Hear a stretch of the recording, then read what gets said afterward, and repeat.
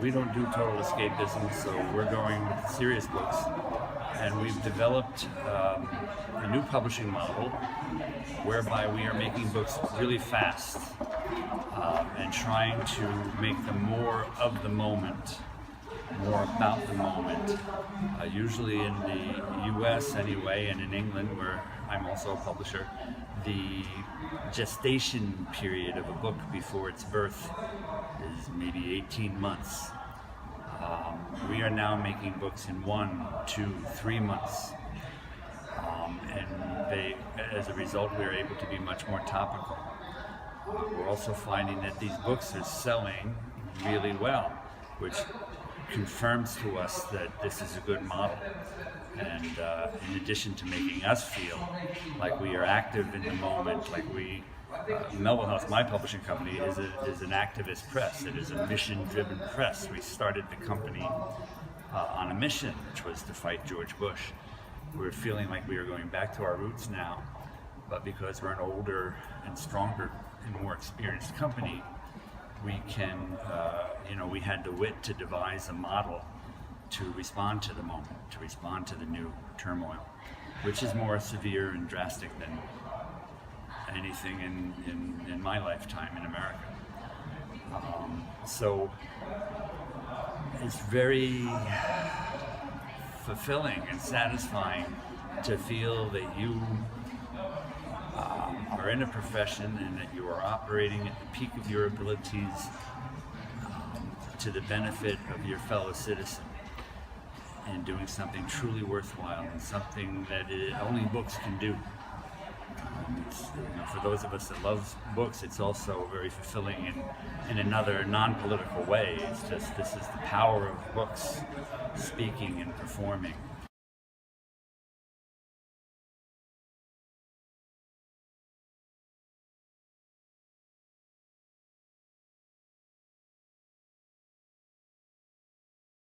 Dennis, the publisher, walks into the office one day and says, I have an idea, and we're going to make this book in 2 months. But meanwhile, the staff has to perform their normal duties. We are still making a normal full list of books, our full season's worth of books, 50 books a year, maybe 60 books a year. And everybody has to still do those books. In addition to, suddenly the editorial team has to kind of speed edit a new book. The production team has to copy, edit, lay out, and design all those books. The publicity team, with no warning, has to figure out how to get publicity for a book. The marketing team, a lot comes down to the marketing team because our sales team is not going to have any time to sell that book. The publicity team is similarly stressed out, so the marketing team, which is the way we practice marketing, is a very live, ongoing brainstorming operation. A lot comes down to them. So it's an extra stress on the company.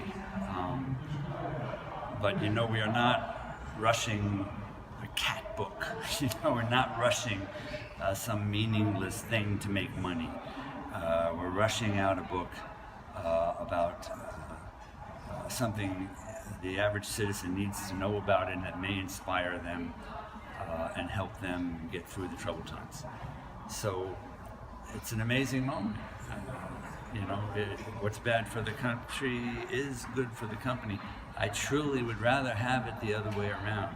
But if this is the way it is, I'm very glad to be in the book business and to own a company so that I can say, let's fight.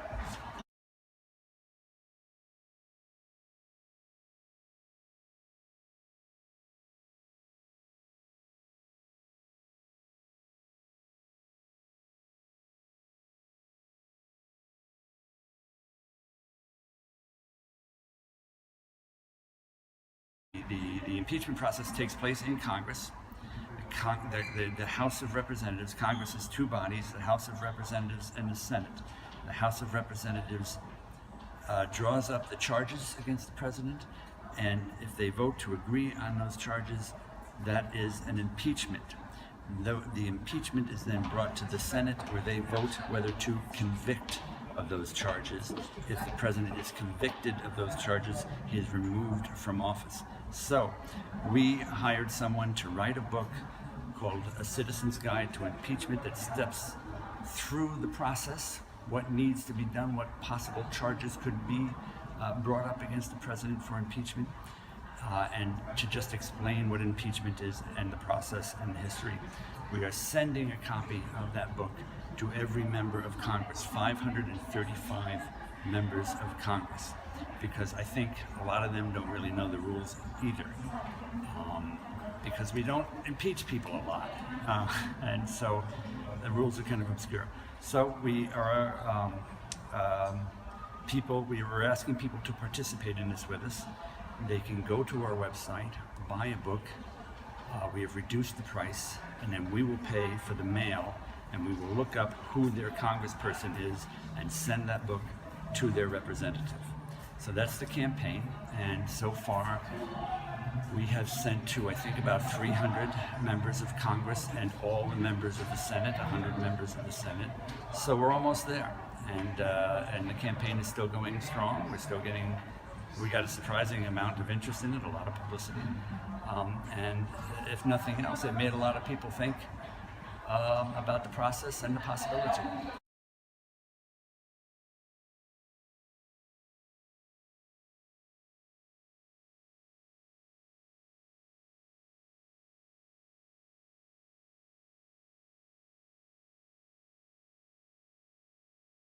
Short sentences, sorry, I tend to long sentences. Short sentences a little slower than usual. It seems less busy to us than usual. That is okay. We have a little more leisure to talk with people and really get ideas.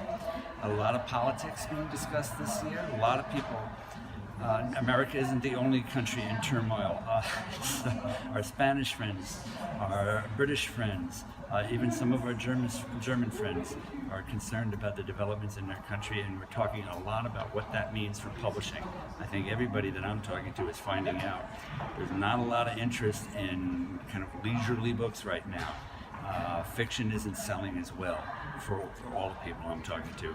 So we're trying to think about what can we do about that, because it's important that in troubled times like these, we not only are reading just, flat out political pamphleteering, but we need to think about things in a more contemplative fashion as well, and fiction is great for that.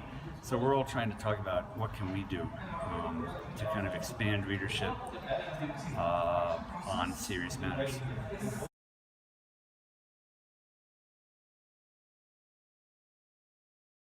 Well, let's hope it's not a train. I'm actually publishing a book by Zizek right now, and it's what's it called? The Courage of Hopelessness. And he says, people need to embrace hopelessness, or we're not going to change. We can't keep thinking this is secretly going to be okay at the end of the day. It's not unless we fight.